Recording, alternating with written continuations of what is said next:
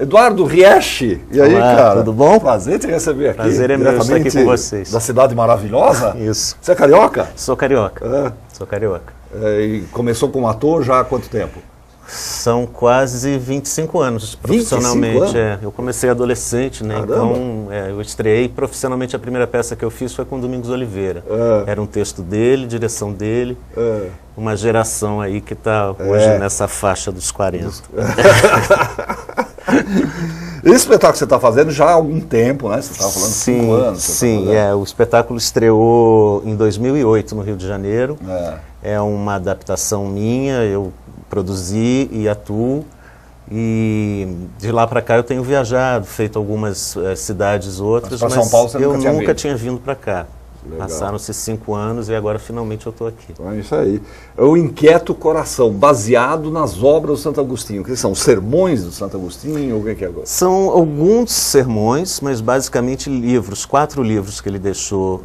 Na verdade eu escolhi, foi um processo de seleção bastante difícil, porque ele deixou de livros 313 livros. 313 livros. Então para você ter uma noção assim, da quantidade do quão prolífico ele era na escrita.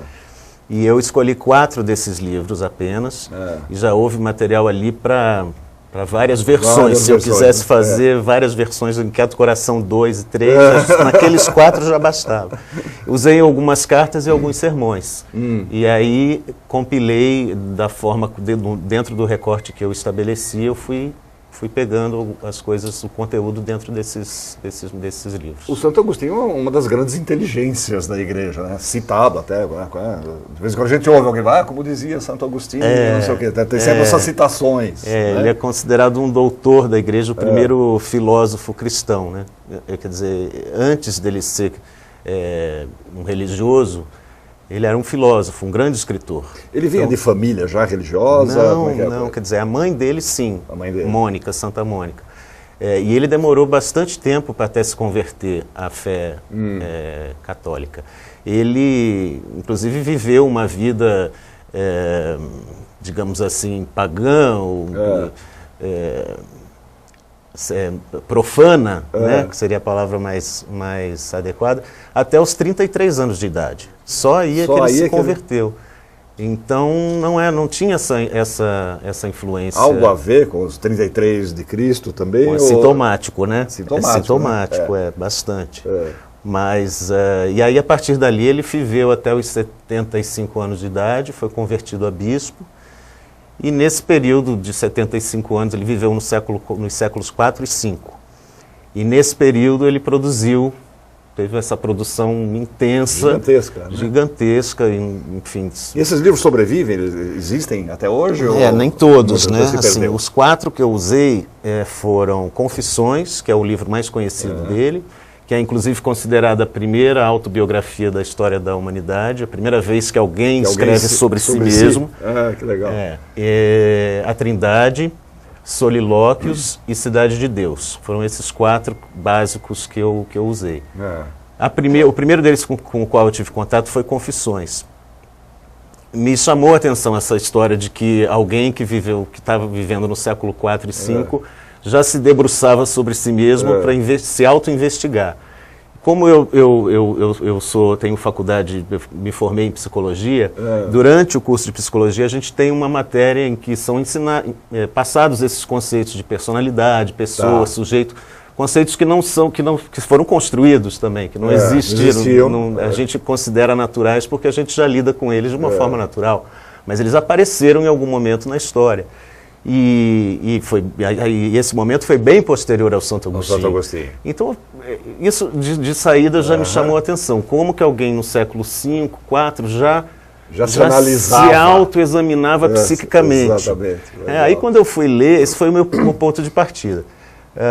E essas confissões, a palavra confissões também dentro o sistema da igreja penitencial naquela época também não existia. Então essa ideia de confissões que ele passa no livro é mais um testemunho da fé dele do que esse pecador que está se arrependendo de alguma coisa, esse sentido de confissão que a gente entende hoje. Conhece hoje em dia. Mas, de qualquer maneira, me chamou muito mais a atenção ainda, quando eu peguei o livro e li, essa questão da introspecção e do autoexame psíquico. Esse mergulho interior. Esse mergulho interior. Agora, você chegou no Santo Agostinho, vamos dizer, por algum motivo especial, ou foi um acaso, caiu nas suas mãos? Pois foi um acaso, um feliz acaso, assim. Eu lembro exatamente que foi nesse período em que eu estudava essas noções na faculdade e eu, por algum motivo, o livro chegou até mim e eu fiz essa ponte entre os dois assuntos e aí comecei a mergulhar na obra dele.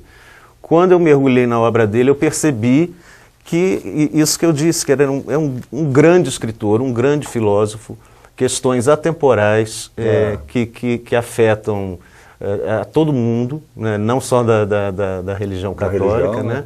São questões sobre o ser humano em si.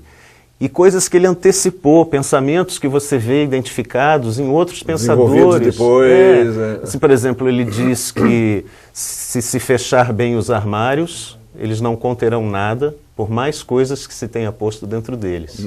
Quer dizer, é o olhar humano que confere a existência, que dá existência às coisas, um conceito que a fenomenologia viria trazer depois, o existencialismo. Né?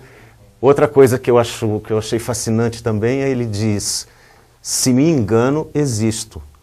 É um cogito cartesiano que vem muito antes do Descartes. Né? Quer dizer, o engano, a falibilidade do ser humano é própria do ser humano, e é isso que faz ele... É uma prova da sua existência. Exato. Né? Então eu acho brilhante. Outra coisa que tem a ver com a psicologia, isso eu acho talvez tenha sido a coisa mais surpreendente. Ele diz, eu não sei como explicar o fato de não sabermos o que sabemos. Quer dizer, ele está dizendo, em outras palavras, ele está falando como a gente recalca as coisas para um inconsciente ou para algum lugar que a gente não sabe lá em qual algum é. Canto, e aquilo volta. Então, poxa, eu achei assim brilhante. Aí te assim. encantou, aí você foi atrás. Sim, porque é um raciocínio e uma forma de defender o raciocínio dele muito sedutora. Com um pensamento extremamente racional e você consegue acompanhar, não é uma coisa hermética, que você precise de alguma, enfim, de algum... E nem é uma coisa, vamos botar entre aspas, carola. Não, né? Não é uma coisa que simplesmente está a favor simplesmente da evangelização. Não é proselitista, assim. Não, de jeito nenhum. E até a minha preocupação quando eu fiz a adaptação não era exatamente fazer uma biografia sobre ele, contar onde ele nasceu, para onde ele foi, por que ele se converteu, quando foi. Não, o pensamento é tão rico que eu achei mais importante fazer um recorte mínimo, mínimo, mas sim, mínimo mesmo. Dar uma situada, né? Para que esse pensamento, a vastidão desse pensamento ficasse um pouquinho mais, chegasse um pouco mais para o público, ou eventualmente aqueles que não conhecem. Que não conhecem, exatamente. Eu usei só 2 passagens que seriam consideradas biográficas, o resto é de pensamentos mesmo dele. E eu acho que assim, isso pode despertar a curiosidade de ir atrás para que as pessoas conheçam. Legal. Agora, como é que está colocado na peça isso? Você faz o Santo Agostinho, né? E como é que esses pensamentos se desenrolam na peça? Tem um momento especial da vida dele? Como é que é a coisa? Sim, como é que eu fiz? Eu reparei que quando eu li essas obras, ele desenvolvia alguns temas e aprofundava esse mesmo tema nas obras seguintes.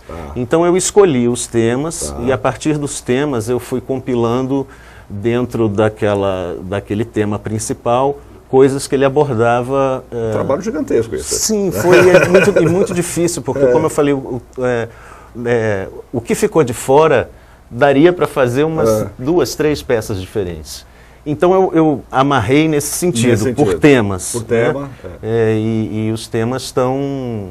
Então, tem um tema que é o amor, tem um tema que é as coisas que existem. Ele se pergunta assim, eu vejo uma pedra, como eu posso saber que essa pedra é verdadeira se ela, para mim, pode parecer pedra, mas para outra pessoa pode ser uma madeira? Então, enfim, ele sempre parte da investigação do concreto, do que está aqui agora para fazer as reflexões dele, um pensamento ambíguo, antitético, quer dizer, ele sempre vai e volta, se pergunta, duvida, volta, se questiona, e isso está assim permeado durante o espetáculo. Durante todo o espetáculo. E a gente tem umas fotos, eu pedi para a Lana colocar as fotos, nós estamos falando do Inquieto Coração, que está lá no... estreou? Não, vai estrear amanhã, né? Amanhã, sexta-feira, dia 23, na Sala Piscina do Viga, Espaço Cênico. Na Rua Capota e Valente. Você usa um cubo ali? Os objetos são todos de acrílico. Ali está a pedra que eu acabei de dizer. Em prol da transparência, igual dessa coisa? Isso. Você tem um cubo, estou vendo que tem alguma coisa dentro do cubo. Então, ali, dentro do cubo é a pedra. A pedra. Essa coisa da pedra que eu acabei de dizer. Legal. Que essa é a cena em que ele investiga a possibilidade das coisas concretas, da verdade das coisas, né? Tá. O que mais que temos, Lana? Você está muito bonito aí de Santo Agostinho, hein? Tá muito legal. Eu sou bonito, né, Atílio? Pô, eu não ia falar isso, mas tudo bem, vou ter que concordar. Não, isso olha que lindo, né? Isso é a cena de abertura do espetáculo, que eu usei uma das orações do Santo Agostinho, em que ele termina falando justamente isso: o nosso coração vive inquieto enquanto não repousa em ti. Então daí eu meu coração vive inquieto enquanto não repousa em ti, no Senhor, em Deus, né? Lindo, e aí lindo. Ele tem muitas orações também? Tem muitas, e essa foi uma das partes mais difíceis também, assim, porque todas são tão bonitas que ele tinha um dom qual deixar de fora, qual né? deixar de fora. Legal. A peça, vamos dizer, então é um apanhado dos pensamentos, das orações, das inquietudes, vamos dizer assim, do Santo Agostinho. Não só do Santo Agostinho, de todos nós, né? De todos nós. Eu acho que é por aí, sim. Então, o genial desses caras é isso, né?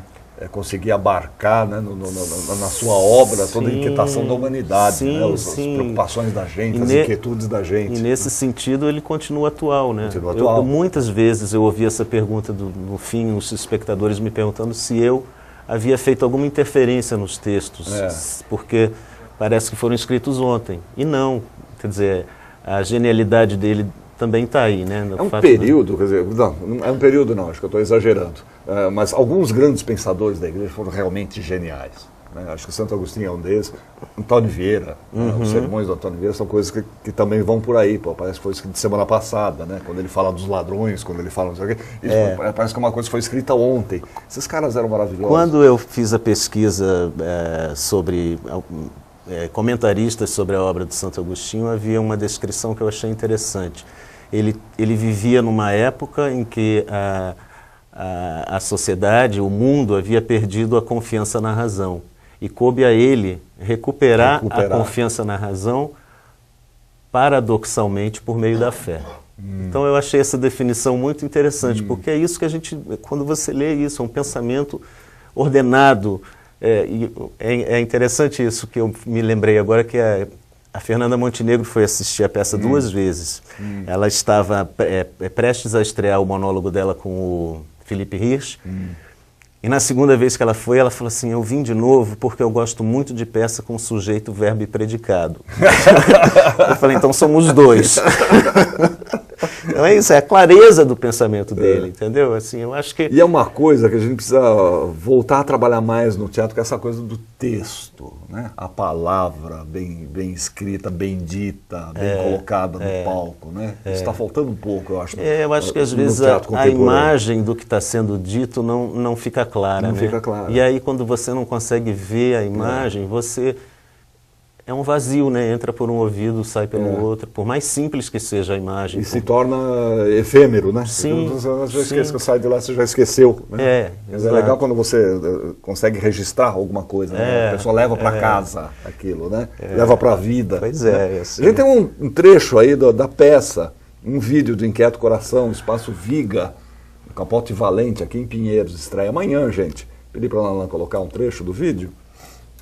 Ele vai estar com o som baixinho para a gente ir comentando em cima. Essa é a abertura? Que momento é esse? Essa é justamente a abertura do espetáculo, com a oração que ele faz, pedindo para ser atendido na prece dele.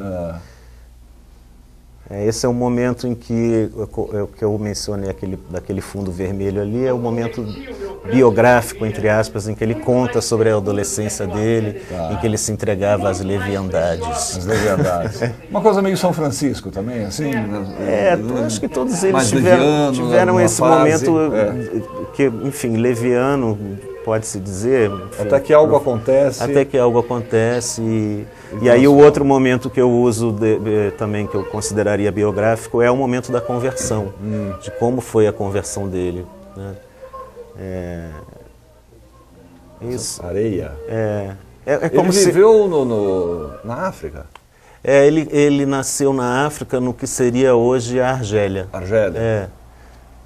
E esses elementos que estão nos cantos, eles são metaforicamente, simbolizam os 4 elementos. A terra, também tem o fogo, tem a água e tem uma coisa suspensa, que seria o ar.